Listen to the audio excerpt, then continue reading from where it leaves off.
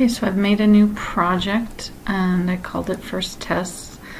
And what we're going to do in here is we're going to make some new directories. Now if you're on a file system, you can have these just as folders in your file system.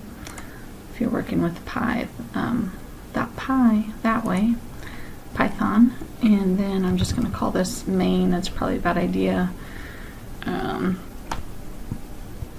In that, but let's go ahead and I want to write my test first. So what I'm going to do is say a new Python file, but then I'm going to specify that I want it to be a unit test, and I'm just going to call it first test.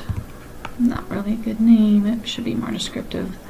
And then notice what it did for me. It made a test, and then it's even wrote the code that will help run it. This if in main equals that. We don't have to worry about that right now. And it did this import that pulls in the library unit test so that I can make this my test case. Now we are going to use classes later, but this is a language where we get to start using them right away, even when we don't fully understand them. So in this class, it uses test case, and then here we want to test something self equals true.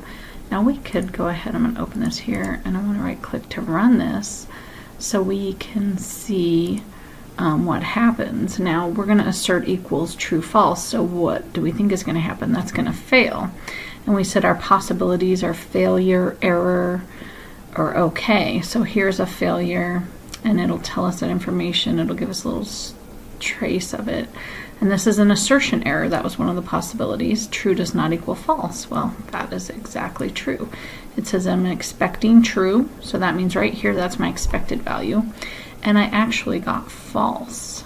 So to make that pass, and I mean the value in this test is that you're testing that your setup is correct. So let's go ahead and run that again. And test ran okay. That's perfect.